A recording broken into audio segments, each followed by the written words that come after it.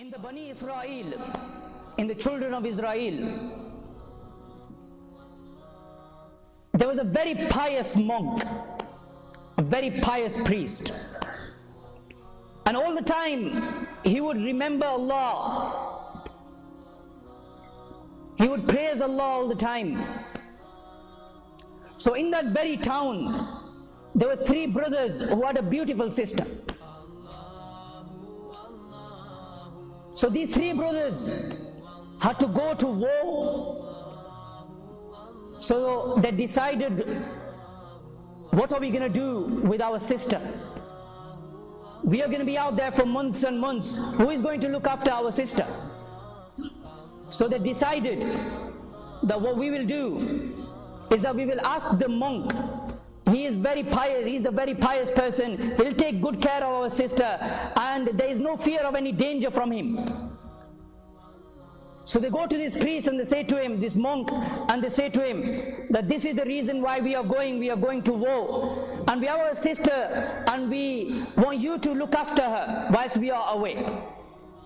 So because this person was very pious, he says to them that I cannot do this.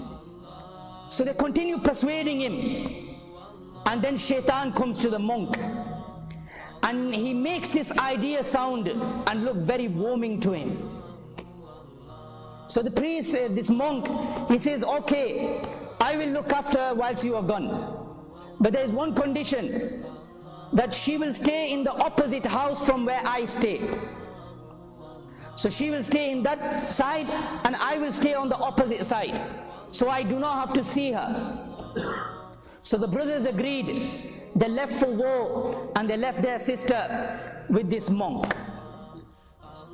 Now what would happen is, every day when the monk would cook food, he would come out of his room, he would leave some food for this woman outside his door. Then he would shout to her, and then he would close his own door. This woman would come out, she would pick her own food up, and she would go into her home and start eating. So this carried on for a period of time. Then the Shaitan comes to the monk again, and he says to the monk that, do you really want her to go out from her house? When she walks from her home to your home to pick this food up, there someone might look at her. And because she is beautiful, someone might harass her. So why don't you next time leave the food outside her door, instead of giving her the trouble of walking to your home to pick the food up? So for a period of time he did this. He would leave the food outside her home, and she would open the door and she would eat her food. Then the Shaitan came to the monk again, and he said to the monk, you know, this is a sister, and she is the only sister of three brothers, and she's been stuck in that room. She's been like a prisoner in that room. So why don't you go and chat to her? Why don't you go and talk to her? So he goes there, and for a period of time what he would do is, he would sit outside the house, she would sit inside, and this is how they would talk. And he carried on for a period of time. And then Shaitan, he made him say things, romantic things. He put all these romantic ideas into him. He put all these lustful ideas into his heart. So the conversation from decent, it went to immoral.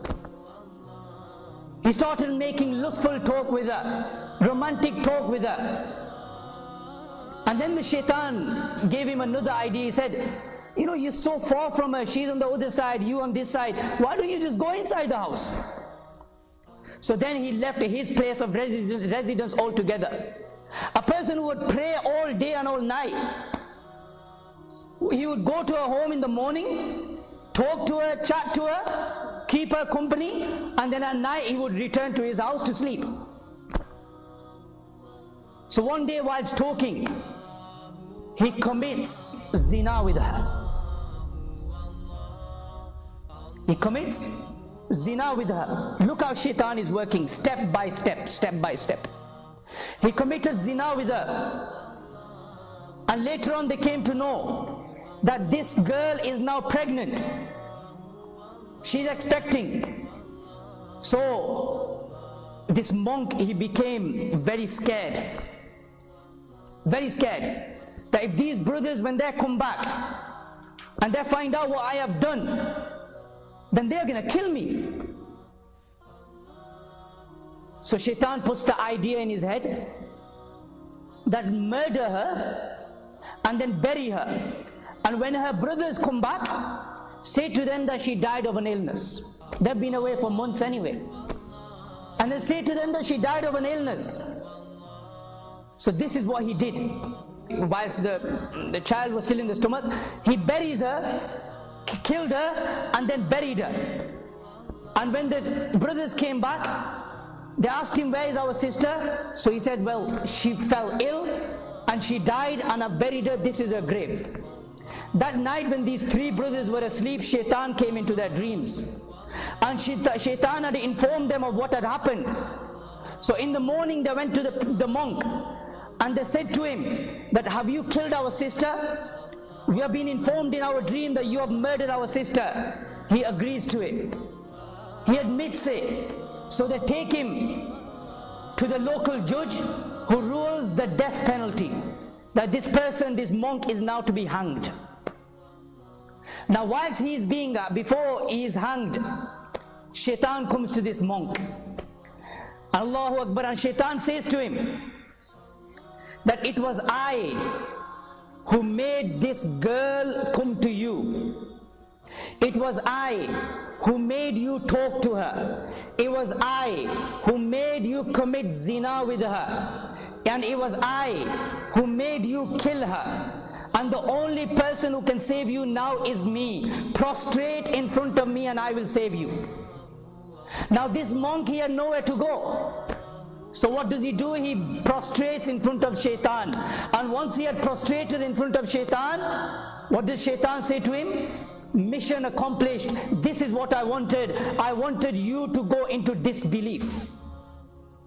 I wanted you to become a disbeliever in Allah. I wanted you to bow down to worship shaitan. And I have accomplished my mission now. I cannot help you. Even shaitan went away from him.